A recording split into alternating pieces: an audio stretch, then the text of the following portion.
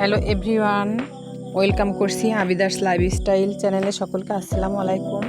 কেমন আছেন বন্ধুরা? আশা করি আল্লাহর রহমতে খুবই ভালো আছেন। আমিও আলহামদুলিল্লাহ ভালো আছি। চলে এসেছি আজও নতুন আর একটি রেসিপি নিয়ে। আজকের রেসিপিতে থাকছে ছোলা ভর্তার রেসিপি। অসাধারণ একটি রেসিপি আজকের জন্য হতে যাচ্ছে।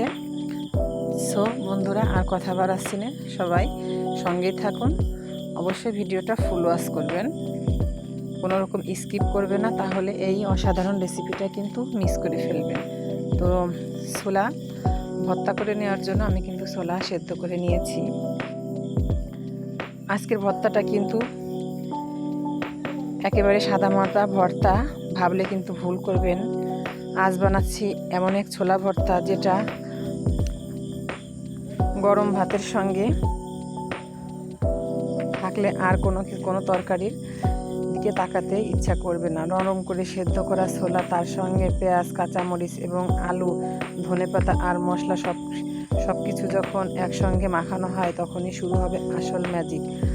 আর শেষে একটু সরিষার তেল দিয়ে ভালো করে মেখে নিলে সেই ঘ্রাণ কিন্তু ক্ষুধা দ্বিগুণ হয়ে যাবে। একেবারে গরম ভাতের সঙ্গে এই ছোলা ভর্তা মুখে তুললেই বুঝবেন কম খরচে এত মজাদার খাবার যে হতে পারে, সেটা এই ভর্তা না খেলে বিশ্বাসই করবেন না। ভর্তাটা দেখেই যতই সাধারণ হোক না কেন, স্বাদের কাছে কিন্তু একেবারে রাজকীয় স্বাদ। ঝাল ঝাল শুকনো মরিচ, পেঁয়াজ, মোচমোচে আর সরিষার তেল, সেই স্বাদ সব মিলিয়ে। প্রিয় ভিউয়ার্স বন্ধুরা, এক প্লেট গরম ভাত, পাশে ছোলা ভর্তা আর সঙ্গে একটু কাঁচামরিচ, ব্যাস আজকের খাবার একেবারে সুপারহিট। তাই যারা ভর্তা ভালোবাসেন তারা এই ছোলা ভর্তাটা একবার বানিয়ে দেখবেন। খাওয়ার পর শুধু একটা কথাই মনে হবে, এতদিন ছোলা দিয়ে এমন ভর্তা কেন বানিয়ে খাইনি। তো আলুগুলো দিয়ে আমি খুব সুন্দরভাবে ভর্তা করে নিচ্ছি। দূরে কাছে, দেশ ও দেশের বাহিরে বন্ধুরা যে যেখান থেকে ভিডিওর সঙ্গে যুক্ত হয়েছেন, ভিডিওটা দেখতে দেখতে একটি লাইক দেওয়ার কথা ভুলেই গিয়েছেন। অবশ্যই একটি লাইক দিয়ে দেবেন।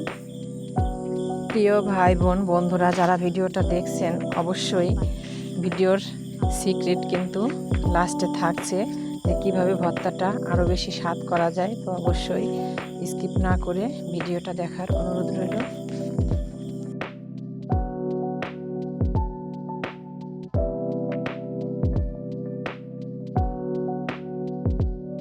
আলুগুলো খুব সুন্দরভাবে ম্যাশ করে নিয়ে দিয়ে দিচ্ছি সিদ্ধ করে রাখা ছোলাগুলো দিয়ে খুব সুন্দরভাবে